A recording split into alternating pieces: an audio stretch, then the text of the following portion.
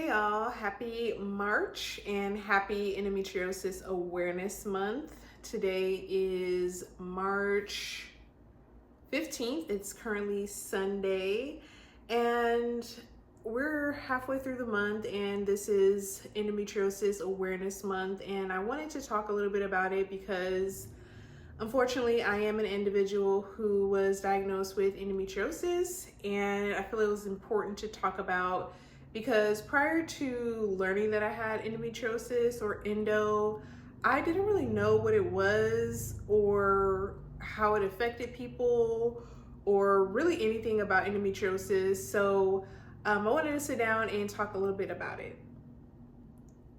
So those who don't know, I was diagnosed with endometriosis in July of 2023. So it's been almost 3 years since I was diagnosed and had my laparoscopic surgery.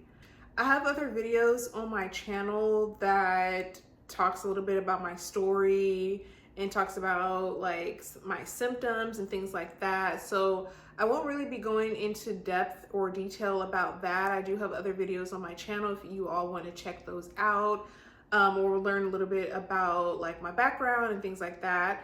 I will give a little bit of a recap on kind of like my story and things like that, which I will discuss right now.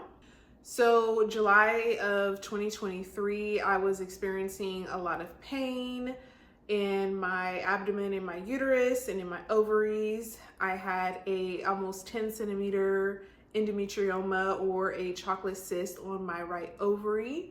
And it was causing a lot of pain every time that I ovulate, every time that I had my menstrual cycle. I was hauled over in pain. I was dealing with, nausea, vomiting, and just a lot that was going on, a lot that was happening. I was having some gaslighting that happened with my OBGYN, but all in all, the ovary to get the cyst removed and excised. So that happened in July of 2023 through laparoscopic surgery. When I had my laparoscopic surgery, they discovered that I also had endometrial lesions on my, or outside of my uterus, and also behind my bowels. So those were excised as well. And because I had the large endometrioma, it was basically, and I had the lesions on my uterus and behind my bowels, it was confirmed that I had endometriosis. I didn't know what that meant. I was just like super confused, and I was kind of distraught about it too, because I'm like, what does this really mean for me? Like, what's going on from here? My doctor was basically telling me like, the only way to treat this is to take birth control. Endometriosis does not have, there's no cure for There's no cure for endometriosis, and essentially there's only like treatment or management that you can do to kind of like help yourself. And birth control was one of those things that the doctors was like, the only way to help you is to take birth control. And it wasn't something that I wanted to do. I decided against it because I just heard so many horror stories about birth control. I personally never was on birth control for a long period of time, and I just didn't want it to like infiltrate and affect my body any more than I was already dealing with. So there's that. For those who don't know, I don't even know if I even talked about what endometriosis is in the first place. So endometriosis is when tissue similar to the lining of the uterus grows outside of the uterus. It can grow on your ovaries. It can grow on your fallopian tubes. It's been found in every major organ within the body, even on your lungs. So that is pretty crazy. Essentially, what happens is that these growths or these lesions can cause a lot of inflammation, cause a lot of pain, chronic pain, and it's just not something that you really want to deal with. A lot of doctors, most of the time, the only way to diagnose it right now, from what I'm aware of, is through laparoscopic surgery. And essentially what happens is that they cut into your abdomen, or they cut into a certain part of your body, and they go through like a keyhole and find, you know, lesions throughout, you know, your body, and if they're there, then they will excise them. And that's kind of like the only way to diagnose endometriosis if you do have it, which is such an unfortunate and intrusive way to diagnose it. But if you are able to diagnose it and you are able to get it excised from your body, it's like one of those things that it's like a blessing, because after I got my surgery, I didn't have any pain anymore on my right ovary, and I wasn't really struggling with pain that much. But unfortunately now, 3 years later, or almost 3 years later, I am still struggling with chronic pain, chronic pelvic pain, and also dealing with a possible endometrioma on my left ovary. I learned about this actually almost 2 years ago, I would say. And the reason why I learned about it is because after my surgery, I was still dealing with a lot of pain on my left ovary. And I actually discussed this with my surgeon. And she basically said, you know, you have endometriosis. And so, like, you know, you're gonna have pain, you're gonna have chronic pain like for the rest of your life, basically. But I had went in several times to get ultrasounds done, and nothing was found on my ovaries, no fibroids, no cysts, no nothing. But I was still having that pain, and just over time the cyst started to grow. It got smaller. It kind of like was changing each time that they looked at it. And recently I got another ultrasound done, probably about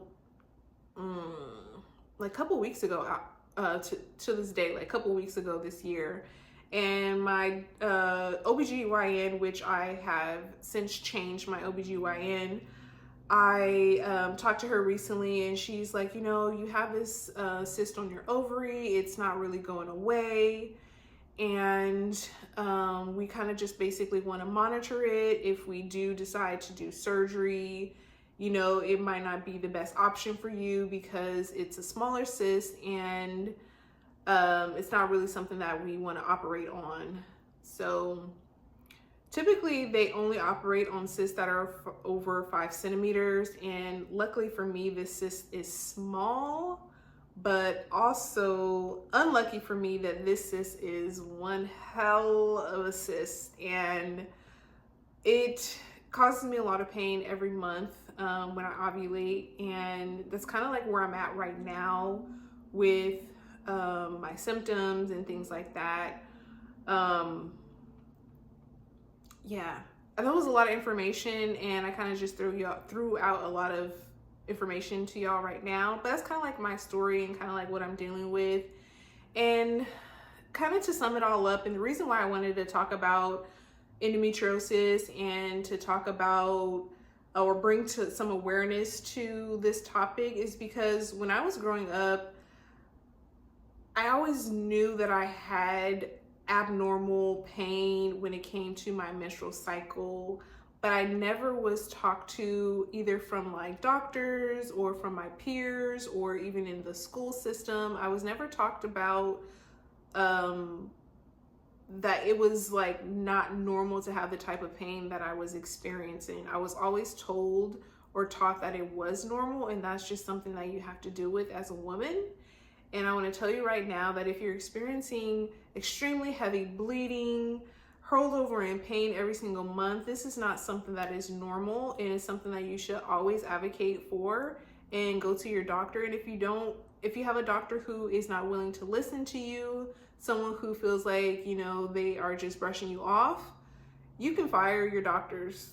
I'll tell you right now, you can fire them. And I actually had a doctor, an OBGYN, who I feel like she was kind of like low-key gaslighting me and made me feel like my pain or what I was experiencing was not, she just didn't want to listen to me. And I felt really dismissed by her. And that's why I decided to get a new one.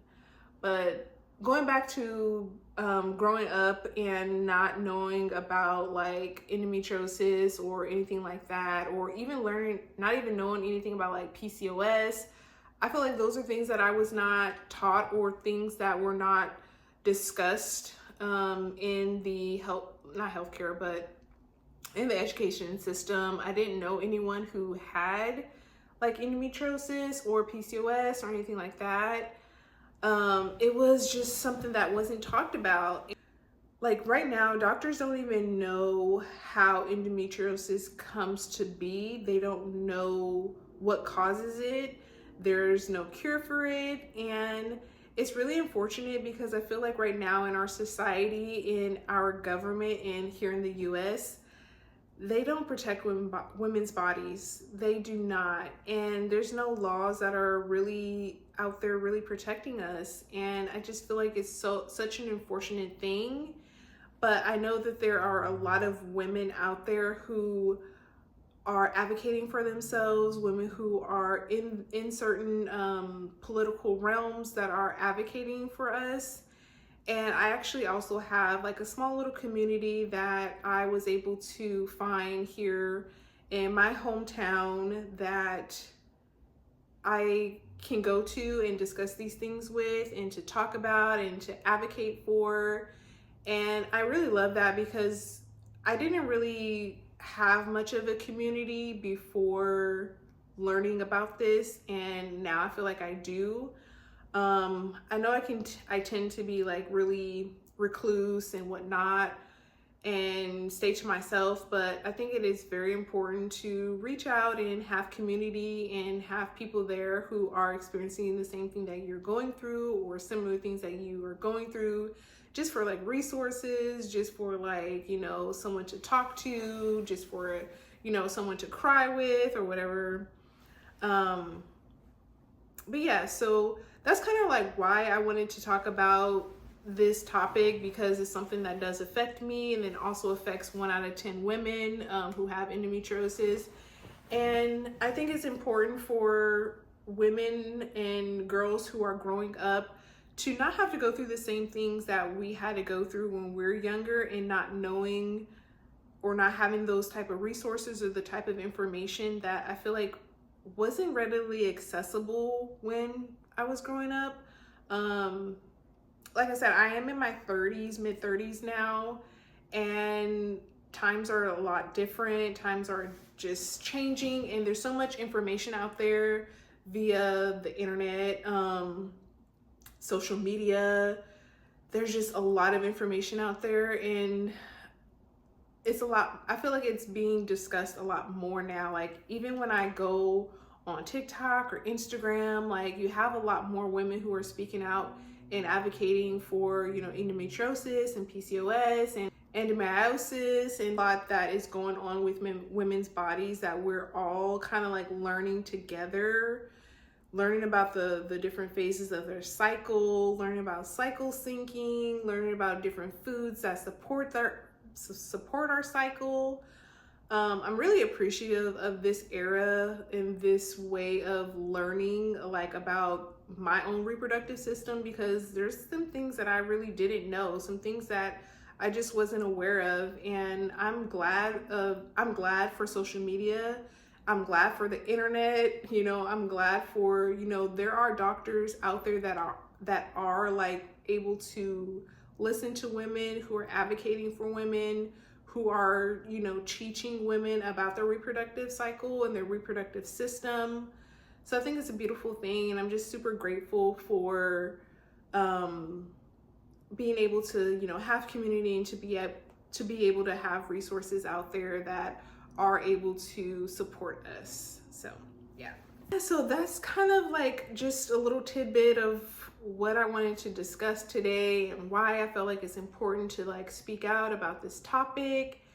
And I might be trying to do some more videos regarding endometriosis if this video does well, or if people are interested to learn a little bit more about it. Like I said, there's a lot more information out there now, and that is amazing. But yeah, so thank y'all for tuning in to this video and kind of learn a little bit more about the topic, learn a little bit more about my experience. Once again, I do have some videos out there. I think I have a playlist on my channel that talks about more about endometriosis and kind of like my full story and things like that. Yeah, so thank y'all so much for tuning in. I'll see you in my next video. Bye.